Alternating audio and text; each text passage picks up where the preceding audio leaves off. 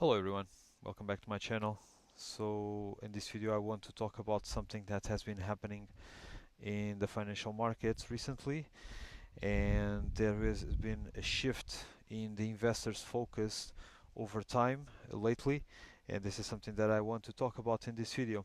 So as we saw in the earlier part of this year, we have been seeing that bond yields have gone up, especially after the conflict here in the Middle East started, and as a result of this, bond yields have been pushed up, and as a result of that, gold and silver prices have fallen off a cliff.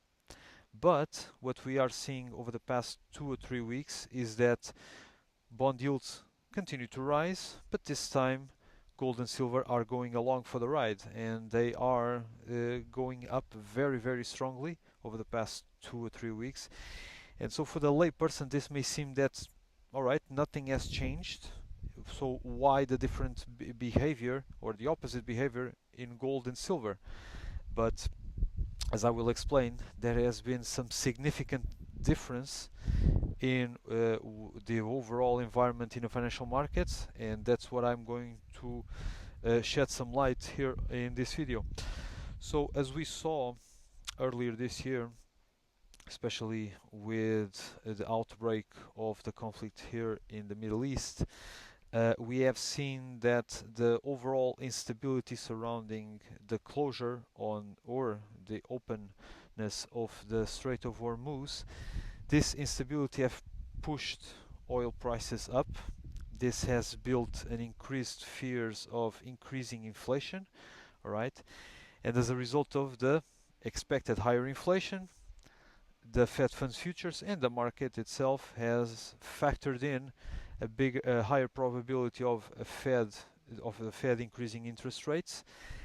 And as a result of that, and this is an important piece of information, the dollar has gone up relative to the other currencies.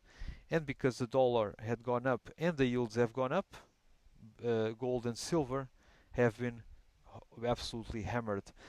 And why is that? Because with a stronger dollar, there is less of an incentive of holding gold and silver, and also the higher bond yields means that the bonds themselves will give you a better return, will give you an added interest rate return, and as a result of that, gold and silver, because they don't yield any return by themselves, they become much less attractive. And so this has been the narrative, I would say, all the way until mid-July. But at that point in time, in late July, something has shifted. And what happened, and I think what was the main catalyst, is that, first of all, the Fed, opposite of what was expected to happen, did not yield to the pressures of inflation. They kept interest rates steady, and as a result of this, the market started to factor in some disbelief that the Fed would do what it takes to tame inflation, and that's why yields also continue to push higher, right? Because if the Fed does not act to control inflation, inflation will continue elevated for much longer, and because bonds offer you, for the most part, a fixed interest return, what's going to happen is that investors are going to demand a higher yield in order to continue to invest in bonds, because they need to compensate for the inflation that will be a loss on their returns. So this happened. This was one factor. The other factor was that the jobs report that came for July and the CPI and PPI data that came also for July came much softer than expected. Apparently, there was a slight destruction of jobs for July, and the PPI and CPI inflation came softer. And so these may have reinforced the fact that, all right, now it should be pretty certain or much more likely that the Fed will not increase interest rates for the next meeting, which will be in September. And this has been a real factor in, if you look now at the Fed funds futures, now it is more likely that the Fed will keep interest rates steady for September instead of a 25 basis point hike. So with this background in play, we also have seen that now there is another factor coming into play in the past week or so, in which we finally had the confirmation that the US government have finally surpassed $40 trillion in debt, in federal debt. And even though the debt was already there, it was rising at a very alarming rate. Now, investors in the market appear to give some additional focus on the appalling state of the public finances of the U.S. government. And as a result of this, there's an increased fear in the bond market when it comes to U.S. debt, and that's why bond yields continue to rise. But now, unlike the previous situation a couple months ago, the dollar is no longer rising. The dollar now is falling.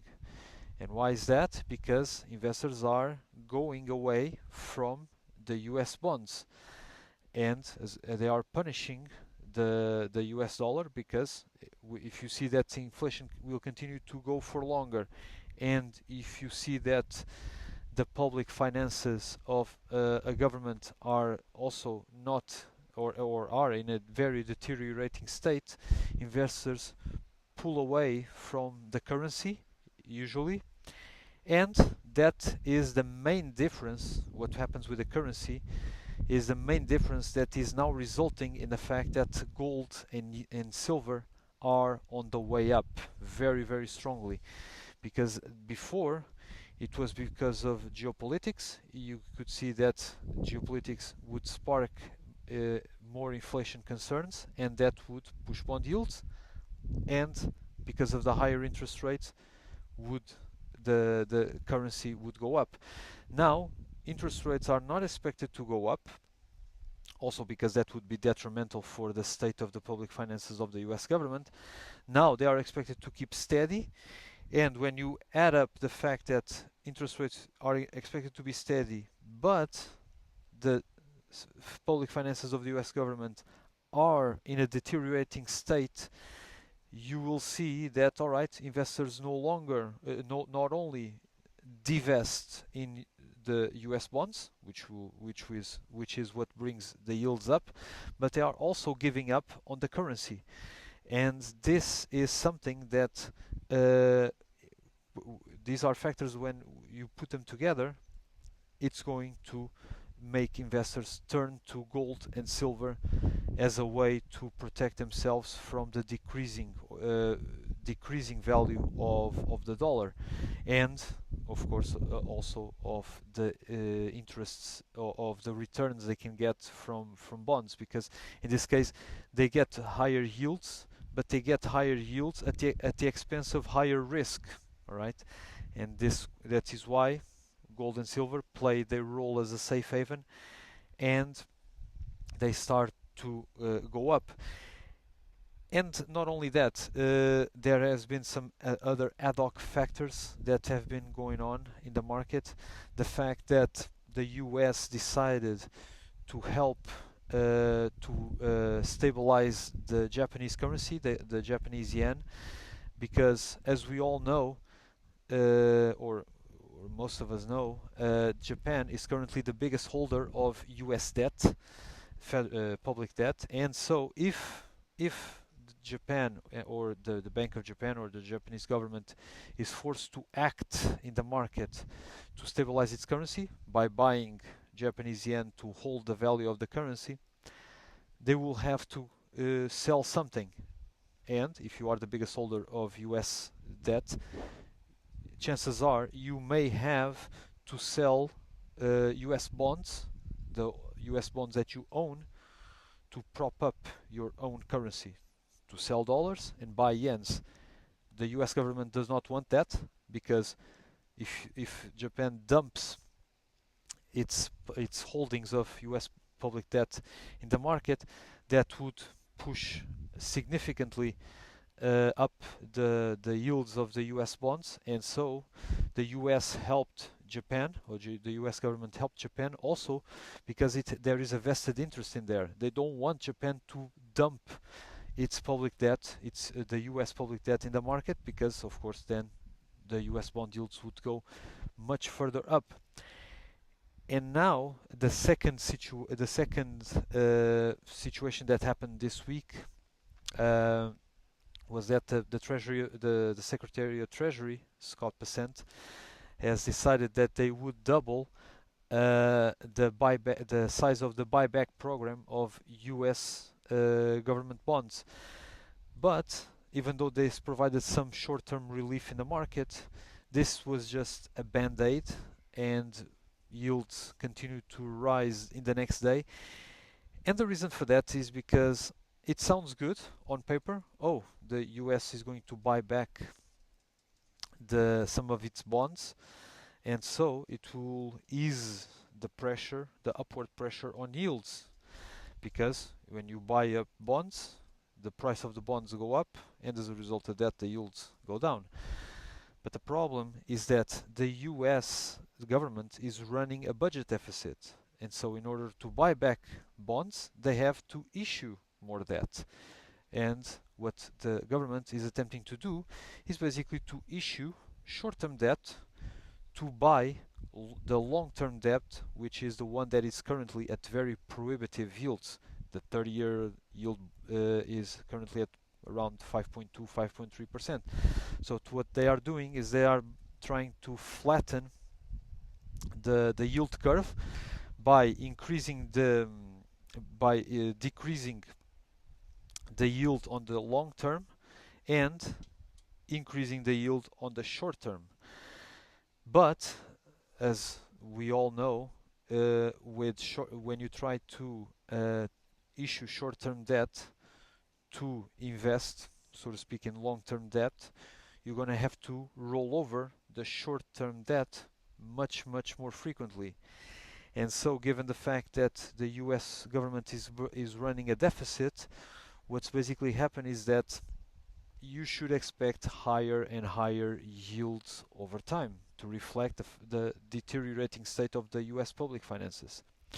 So what's going to happen is that every year or every 2 years, depending on the maturity of the bonds that you issued, every year or every 2 years that you have to roll over your debt, the short-term debt that you issued to buy back the long-term debt, as you roll over this debt, it is expected that this debt will be rolled over at higher and higher interest rates. And so this is only a very short-term relief, and it does not resolve or does not solve the problem whatsoever when it comes to alleviating the pressure that the US bond market is currently facing. The only, and I already said this in my previous video on the 111k loss challenge, the only way the US government can avert the pressure that it has on its bonds is to balance the budget. There is no other way. Either cut spending, raising taxes, a combination of the two. There has to be a way, because one of these avenues, because any other way, any other solution will be just a temporary solution, because you cannot keep a budget deficit of around 5-6% of GDP, and whatever solution that you try to, or temporary solution that you try to implement in the market, the root cause of the problem is still there. So it's never a permanent solution.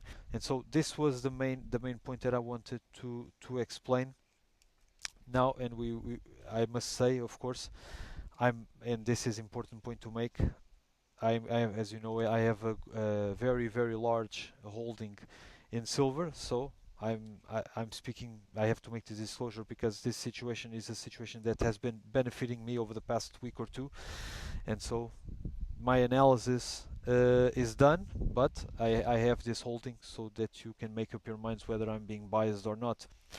But for the time being, this is it. Feel free to leave your comments in the comment section down below. I'm also available on LinkedIn in case you need to ask me any questions. And as always, feel free to like the video and subscribe to the channel. And we'll reconvene in the next video. And I'll see you there.